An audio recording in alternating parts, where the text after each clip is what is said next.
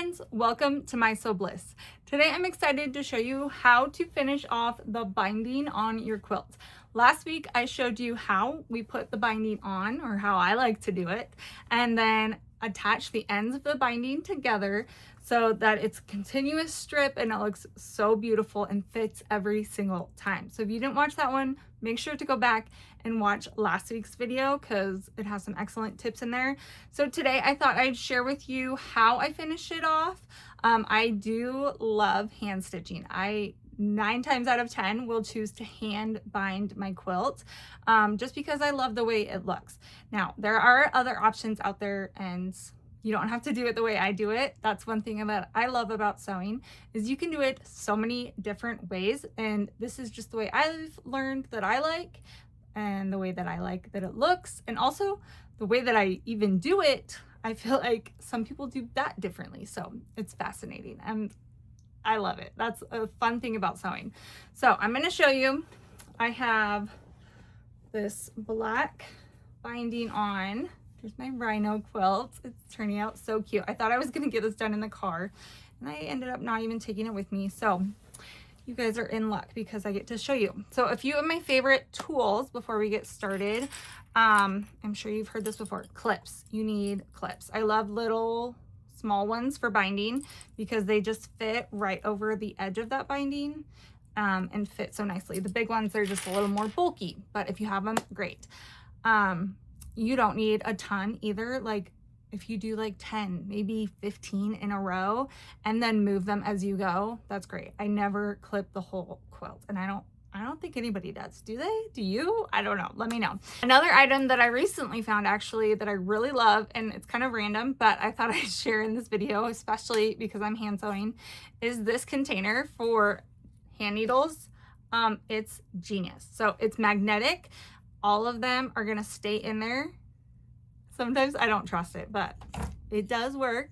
And then you just twist it and it turns them out, and then twist it back and it turns it back in. Pop the lid on, it stays in. It's like a lipstick tube. I love it, and the bright color makes it easier to find. So I'm hoping I can link this for you guys because it's a game changer. I just found it at a local fabric store that I love. So random, but honestly the best needle organizer I've ever had. And then I can go and like be like, okay, which one's big, like which one has a big eye, which one is thinner, which ones, and I can just kind of look at it and like examine them. It's great. Okay, I cannot say good enough things. Another thing, and this is actually the first time I'm gonna do it, I'm going to be using Wonderfil's decobob. This is 80 weight. Now, I used it for foundation paper piecing. I loved it because it like disappears in, and it's thin, so it doesn't take up, like it's not extra bulky. It's not adding bulkiness. But I am like double threading my needle. Here I have my needle. It's double threaded, so I have 2 strands and then the knot at the end. Is that like, is that worth doing it with 80 weight, or did I just like ruin the purpose of 80 weight? Does that make sense? Because I was thinking about it. I was like, okay, I like that this will just like disappear, and then I was like, wait, I just doubled it up. Is it gonna be as strong? I don't know. If you're a thread person, let me know, because I'm gonna try it and I think it's gonna look like, I don't think it'll be a problem. But I'm like, do I want stronger thread? Maybe in the long run of like lasting years and years and years and years and years I will. I don't know. Those are the things that sometimes I think about, but I don't think it matters that much. So we're just gonna go with it. So I have my Wonderfil thread.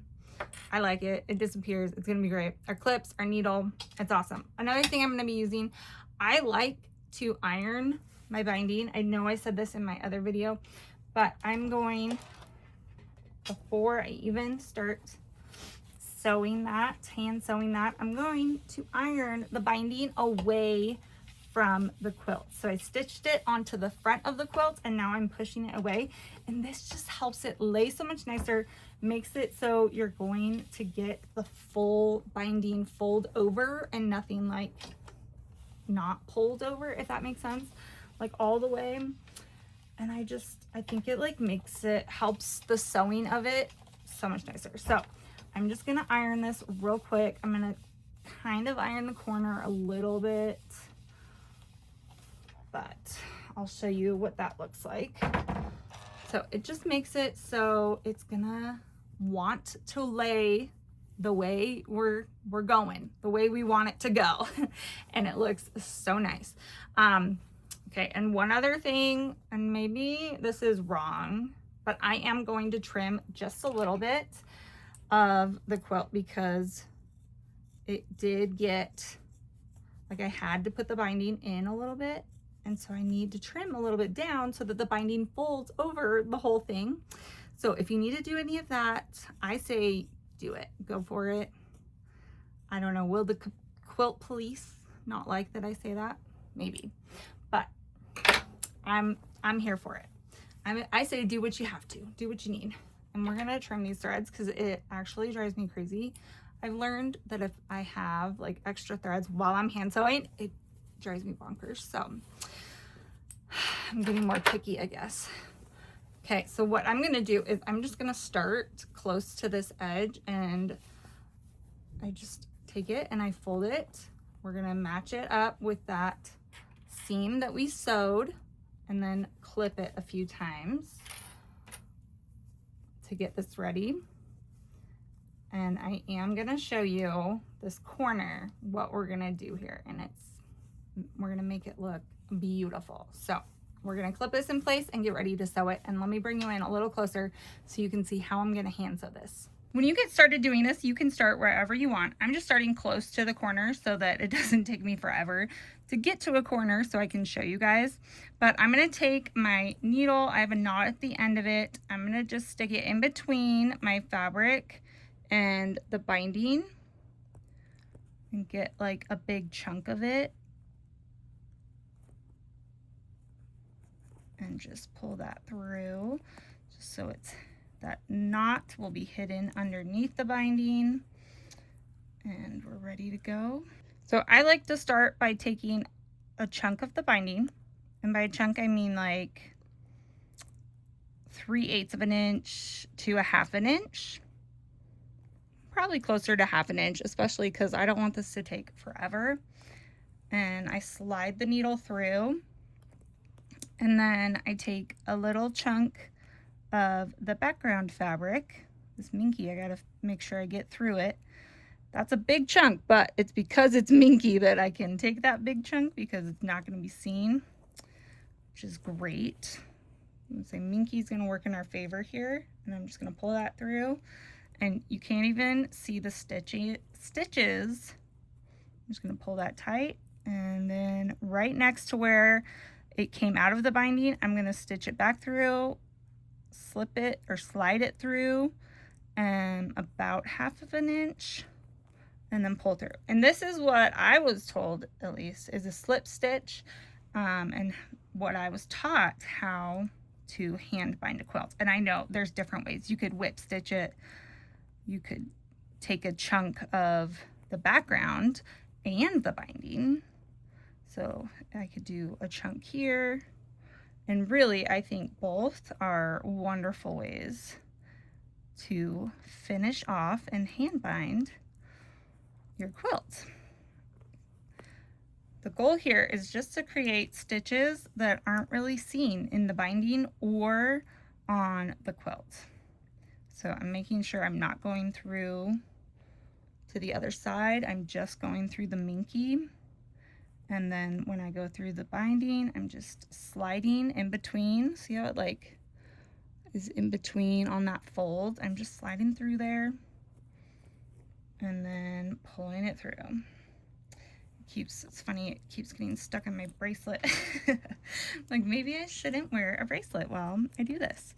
But you can kind of see like that one little stitch right there. So maybe I'd want to switch to a darker color of thread, but I don't think I'm gonna be that picky.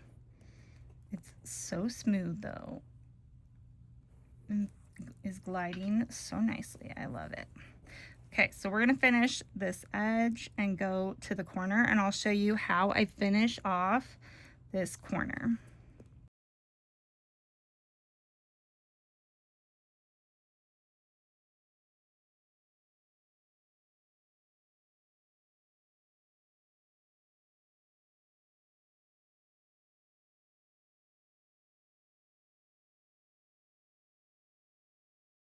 Now, when I get to the corner, I took a little piece of the minky of the background, and then I'm just going to take and slide through that binding one last time.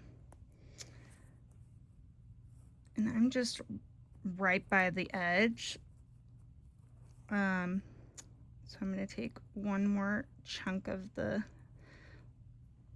background, just like that. And then I took a chunk of the background. I'm going to take my needle and go back to where the intersection of the seams meet.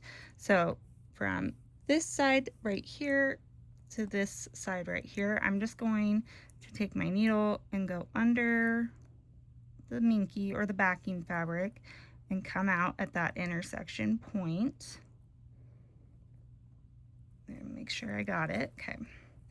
Make sure I went through the fabric just like that.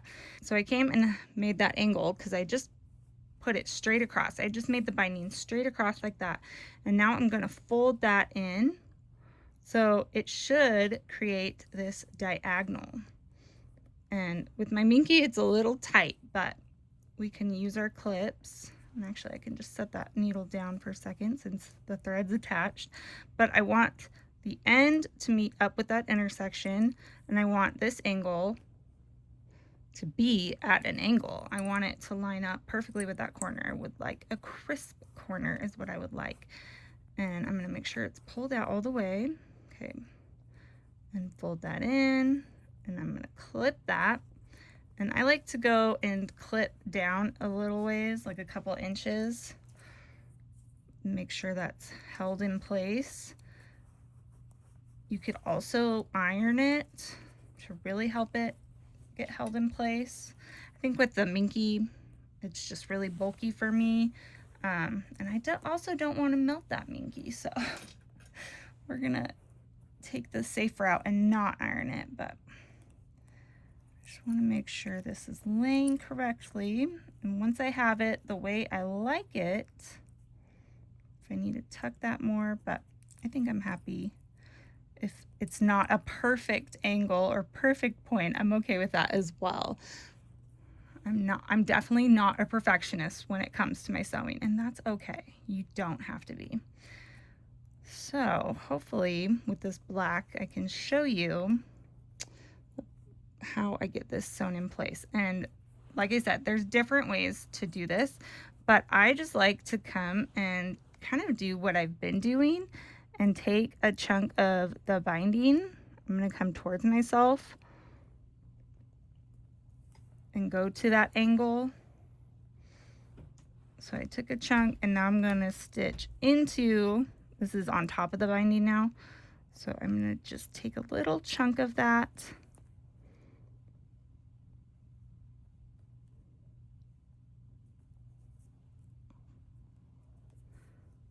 And then go down that edge as well.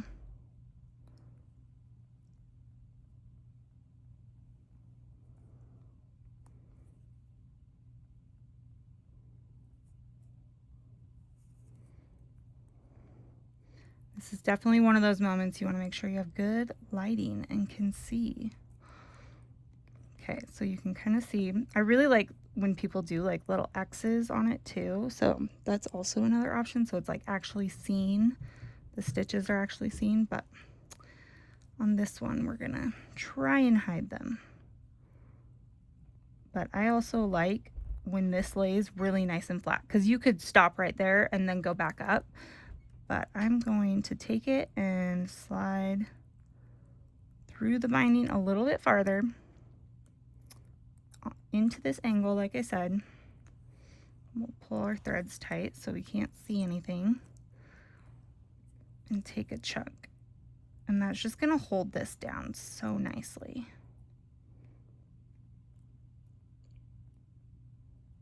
Okay. Just like that. So you can kind of see there's hopefully no thread showing if I pull it tight enough, but I'm going to go back up through that folded edge now and back over to my intersection point. So if you could see that, point over there. And that's just gonna hold that corner in so nicely. Okay, and then I can continue on down the edge. So I ended up like still on top of it, so I can take a little chunk of that and get out of there. And then continue stitching down the edge. And this is why it is so great to do this in front of like a movie or on a road trip. Just something you can do and just sit and relax.